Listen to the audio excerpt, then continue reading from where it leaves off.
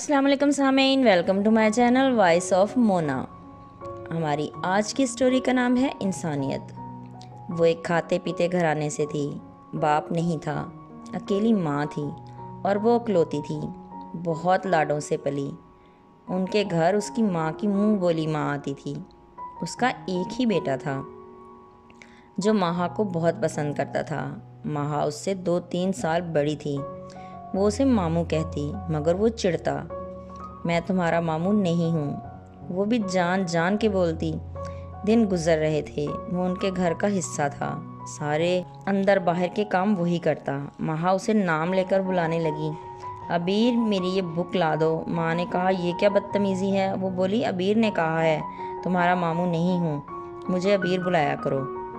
अबीर ने कहा, ये बड़ी है मुझसे, अबीर ही बोला करे। ठीक है। फिर वो आपस में घंटों बातें करते। एक दिन अबीर का एक्सीडेंट हो गया। माँ को पता चला तो वो भी माँ के साथ उसे देखने के लिए गई। वो वाकई हालत में था। माँ की आंखों में आंसू थे और अबीर देख रहा था। फिर वो घर वापस आ गए। अबीर को काफ़ी चोटें लगी थीं। माँ घर आके भी रोती रही। अबीर कामयाब हो गया था। माँ को पता था उसकी माँ उनको अच्छा नहीं समझेगी इस रिश्ते के लिए। फिर अबीर सही हो गया और वो आने जाने लगा। अब माँ की गैर मौजूदगी में भी आता था। माँ उससे काफ़ी फ्री थी। वो उससे मोहब्बत करने लगी थी। जब अबीर को अंदाज़ा हो गया कि अब वो मुकम्मल तौर पर उसके काबू में है तो उसने अपना रवैया बदलना शुरू कर दिया। माँ उसके ना आने से परेशान हो जाती। वो उसे अपनी दानिश में सता रहा था। माँ को समझ आ रही थी कि वो अपनी आदत डालकर अब मुझे तंग कर रहा है। फिर माँ ने उसे कहा, अगर ऐसे करोगे तो अच्छा नहीं होगा। वो माँ से झगड़ा करने लगा कि तुम मुझे गलत समझती हो। फिर माँ दिल के हाथों मजबूर होकर खामोश हो जाती। उसकी हर बात दरगुजर कर देती। फिर माँ की तालीम मुकम्मल हो गई। उसके रिश्ते आने लगे, लेकिन अबीर पर कोई असर नहीं था। फिर एक दिन एक जगह हाँ हो गई। माँ बहुत रोई। अबीर ने कहा, तुम शादी कर लो, फिर देखेंगे, मैं तुम्हें मिलता रहूँगा। माँ चुप कर गई और उसकी शादी हो गई। लेकिन वो दूसरे दिन वापस नहीं गई और बोल दिया कि मैं वापस नहीं जाऊँगी। काफ़ी झगड़ा हुआ, लेकिन वो ना गई। फिर अबीर खुश था। माँ को सब ने कहा, मगर वो ना गई। आखिर उन्होंने फैसला दे दिया।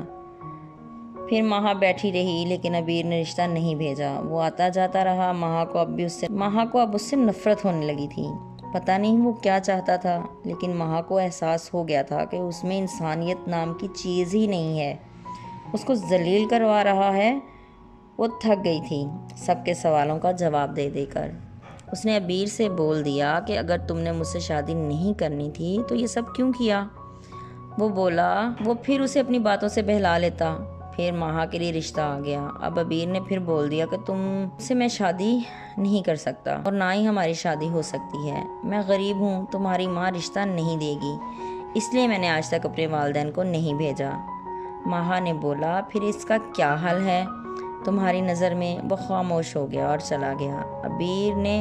माँ ने हाँ कर दी। वो शादी करके अपने घर चली गई। उसे एहसास हो चुका था कि वो उससे सिर्फ खेल रहा था और वो कभी उसके साथ मुखलिस भी नहीं था।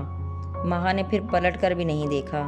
अबीर ने भी कुछ अरसे के बाद शादी कर ली, लेकिन वो खुश नहीं था। उसने किसी की सच्ची मोहब्बत के साथ खेल खेला था, तो खुश कैसे रह सकता था। इसलिए कभी किसी को अजियत देनी ही नहीं चाहिए, क्योंकि वो अजियत लौट कर वापस आती है। और किसी के सच्चे जज्बे के साथ तो बिल्कुल भी नहीं खेलना चाहिए, वरना इंसानियत पर सवाल उठ जाते हैं। जीते रहिए, खुश रहिए। मिलते हैं अगली कहानी के साथ।